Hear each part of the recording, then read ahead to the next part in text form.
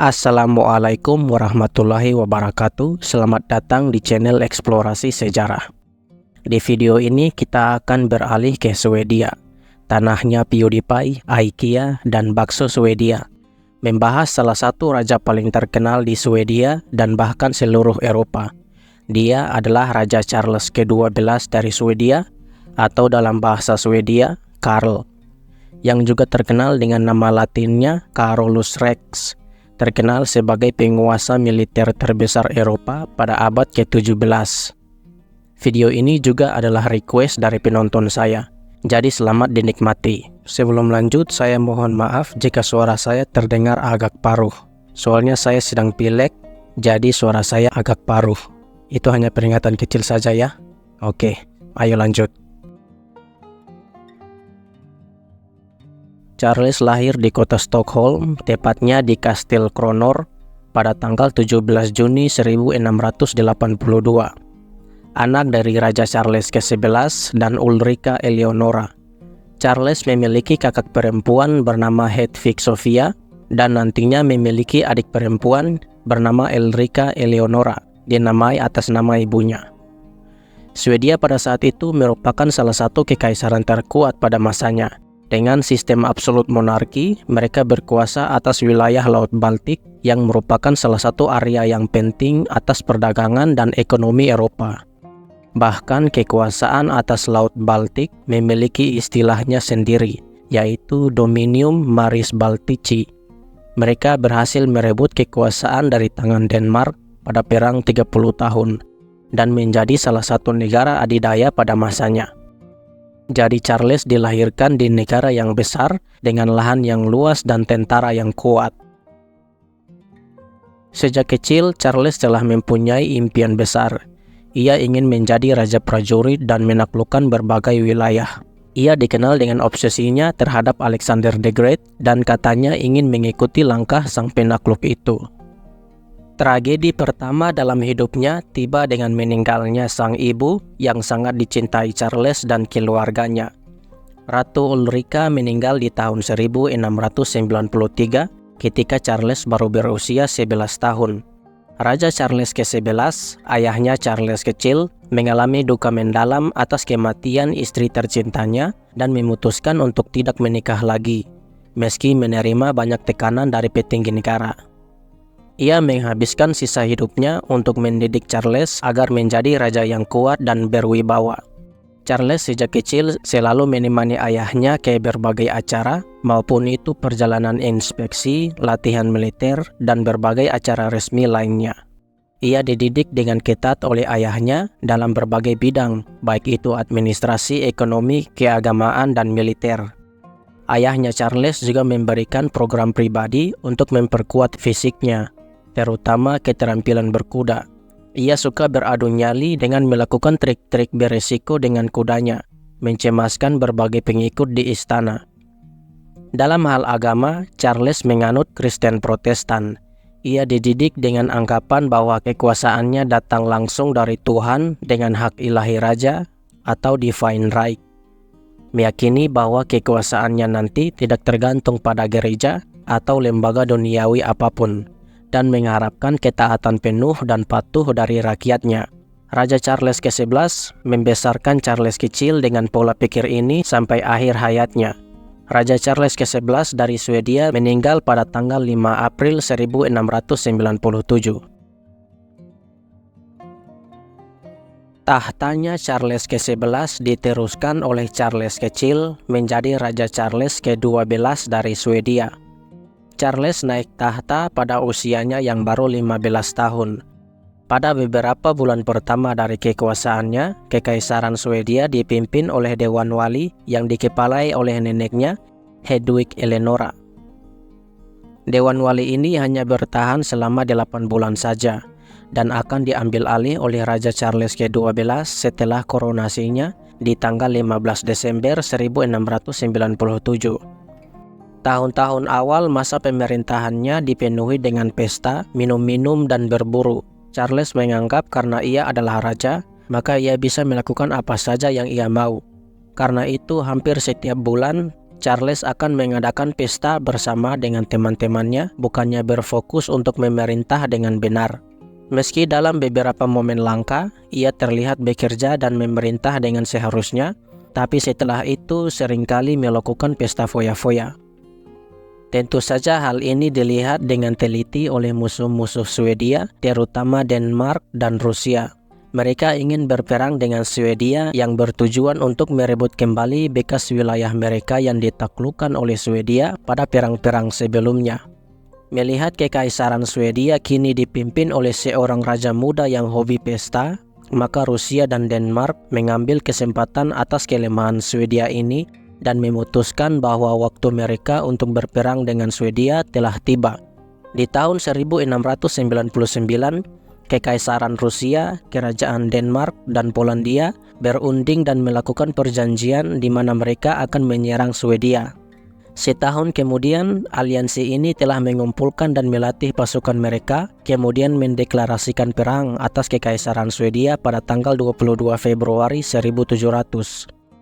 Maka dimulailah salah satu perang paling terkenal di Eropa, The Great Northern War, atau Perang Utara Raya. Raja Charles menerima deklarasi perang ini dengan bijak. Ia berhenti dengan tindakannya yang foya-foya itu dan mengumpulkan tentaranya untuk membela Swedia atas serangan ini. Kesuksesan Swedia atas perang-perang sebelumnya tentu saja tidak lepas dari tentara mereka. Tentara yang kuat dan disiplin karena reformasi militer dari pendahulunya, terutama reformasi dari Raja Gustavus Adolphus.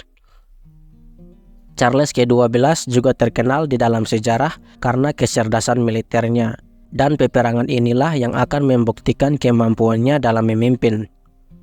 Ia melanjutkan reformasi militer yang dilakukan ayahnya, maka lahirlah pasukan terkenal Swedia dan Eropa pada masa itu, tentara Karolean. Ciri khas dari pasukan ini terletak pada taktik infanteri yang kuat, dengan kemampuan mereka untuk melakukan serangan langsung dengan pergerakan yang cepat di medan perang, menggunakan senapan musket terbaru yang lebih ringan dan efisien memberikan keunggulan besar dalam pertempuran jarak jauh. Tentara Karolean juga dikenal dengan ketangguhan dan mobilitas yang tinggi. Setiap prajurit di dalam pasukan Karolean ini memiliki disiplin yang ketat dan ketaatan yang kuat atas agama Kristen Protestan, Kristen Lutheran lebih tepatnya. Ketaatan atas agama mereka ini merupakan salah satu hal utama dalam mempertahankan moral dan kekompakan antara prajurit. Mereka bersumpah setia atas nama Raja Charles ke-12 dan mengikuti setiap perintahnya tanpa kecuali. Dengan pasukan Karolean inilah Raja Charles ke-12 memasuki peperangan meskipun pasukannya tergolong sedikit dari pasukan aliansi Rusia, Denmark, dan Polandia. Swedia memiliki sekutu yaitu Holstein-Gottorp yang terletak di daerah selatan Denmark. Mereka diserang lebih dulu oleh Denmark agar mencegah tentara Holstein-Gottorp untuk berpartisipasi di perang ini dengan melakukan pengepungan Tonning. Sementara itu, di pihak Swedia, dengan bantuan armada laut dari Belanda dan Inggris, Charles dan tentaranya menyerang Denmark dengan lebih dari 10.000 pasukan menuju kota Copenhagen, ibu kota Denmark. Serangan ini sangat mengagetkan Raja Denmark, Frederik keempat, sehingga memutuskan untuk keluar dari peperangan dengan melakukan perundingan damai Travendal. Setelah itu, Charles membawa tentaranya melawan Polandia dan Rusia. Kota Narva telah diserang oleh pasukan Rusia bersamaan dengan penyerangan Holstein-Gottorp oleh Denmark. Karena itu, Charles memimpin pasukannya dan melawan tentara Rusia dan bermulailah pertempuran Narva pada tanggal 30 November 1700. Charles membuktikan keahlian militernya dan kekuatan pasukan Karolean pada pertempuran ini. Pasukan Charles kurang jumlah kira-kira 3:1 dengan tentara Rusia. Meski begitu, Charles berhasil memenangkan pertempuran ini hanya dengan 8.000 pasukan Karoleannya. Pasukan Rusia pun terpukul mundur kembali ke tanah mereka. Charles kemudian memasuki persemakmuran Polandia-Lituania dan berhasil menggulingkan Raja Augustus II. dan menandatangani perjanjian damai Altenstadt di tahun 1706. Charles memberikan tahta Polandia yang telah ia taklukkan itu kepada Stanislaw Leckenski sebagai Raja Stanislaw pertama. Setahun kemudian, setelah mengurusi berbagai kebijakan di Polandia, di tahun 1707, Charles memutuskan untuk melakukan invasi atas Kekaisaran Rusia di bawah pimpinan Tsar Peter I. Pada awalnya, Charles dinasehati untuk menyerang kota Saint Petersburg, kota yang baru dibangun oleh Tsar Peter I. Tapi Charles memilih untuk menyerang kota Moskow, ibu kota dari Kekaisaran Rusia. Charles memasuki wilayah Rusia di musim dingin tahun 1707. Seperti yang kita tahu, menyerang Rusia pada musim dingin adalah kesalahan besar, dan Raja Charles akan menerima konsekuensi atas serangan ini. Tsar Peter tahu dengan kondisi tanahnya, melakukan taktik bumi hangus untuk memperlambat laju pasukan Karolean. Musim dingin pun tiba, dan tanpa pasokan makanan, tentara Karolean yang terkenal kuat itu pun tetap terpukul atas kejamnya salju Rusia. Pasukan yang kelaparan dan kedinginan ini akhirnya bertemu dengan pasukan segarnya Tsar Peter pada pertempuran Poltava pada tanggal 8 Juli 1709. Charles kalah dalam pertempuran ini. Tapi bukannya mundur, Charles dan sisa dari pasukannya malah melarikan diri menuju Kekaisaran Turki Utsmaniyah. Selama 4 atau 5 tahun, ia mengasingkan diri di kota Bender di Kekaisaran Ottoman dan membujuk mereka untuk memasuki perang melawan Rusia dan sekutunya. Charles berhasil membujuk Sultan Ahmed III untuk menyerang Rusia. Meski mereka menang atas pasukan Rusia pada pertempuran Sungai Pruth, tidak lama setelah itu, Kekaisaran Ottoman memutuskan untuk keluar dari peperangan ini. Di bulan Oktober 1714, Raja Charles ke-12 juga terpaksa kembali ke Swedia karena masalah politik yang muncul karena ia sudah absen selama beberapa tahun. Selama peperangan ini, Swedia telah terpukul secara ekonomi. Peperangan yang telah berlangsung selama belasan tahun ini menjerumuskan Swedia di dalam utang luar negeri yang besar. Banyak teritorinya juga telah hilang di tangan musuh-musuhnya.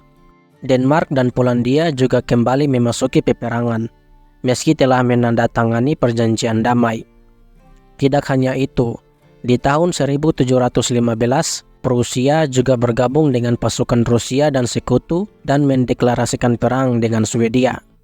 Meski hampir seluruh penguasa di benua Eropa Utara berperang dengannya, Raja Charles ke-12 tidak mau menyerah dan kembali mengumpulkan pasukannya untuk berperang. Di tahun 1716, Charles menyerang Norwegia yang saat itu di bawah kekuasaan Denmark. Ia berhasil memenangkan pertempuran Holland, membuktikan bahwa ia masih bisa bertarung di peperangan ini. Meski menang di daratan, Angkatan Laut Swedia mengalami kekalahan telak di pertempuran Deinekilen oleh Angkatan Laut Kerajaan Denmark. Akibat dari kekalahan ini, Charles dan pasukannya terpaksa mundur dari daerah Norwegia. Charles pulang ke Swedia dan kembali mengumpulkan pasukannya untuk menginvasi Norwegia lagi, tapi kali ini untuk yang terakhir kalinya. Di tahun 1718, ia kembali masuk ke wilayah Norwegia dan tiba di Kastil Fredriksten dengan 40.000 pasukannya. Ia memerintah pasukannya untuk menggali parit di sekeliling kastil untuk pengepungan yang akan ia lakukan. Pada tanggal 11 Desember 1718, Charles melakukan inspeksi terhadap parit-parit tersebut, yang secara tiba-tiba Charles ditembak di kepalanya, menewaskan Raja Charles ke-12 secara mendadak. Siapakah yang menembak Raja Charles ke-12 masih menjadi perdebatan sampai saat ini. Beberapa teori mengatakan kalau ia ditembak oleh prajurit musuh, tapi ada juga yang berpendapat kalau ia ditembak secara tidak sengaja oleh pasukannya sendiri. Apapun kebenarannya, kematian Charles secara mendadak itu membuat invasinya terhenti dan tentaranya terpaksa melakukan retreat atau berbaris mundur. Mereka melakukan perjalanan panjang dan sulit melintasi pegunungan salju Norwegia. Peristiwa ini dikenal sebagai Karolian Death March. Dengan kematian Charles ke-12 dan karena tidak memiliki anak, tahtanya diteruskan oleh adik perempuannya, Ratu Ulrika. Swedia akan terus berperang selama beberapa tahun, sampai akhirnya mereka memutuskan untuk menyerah di tahun 1721.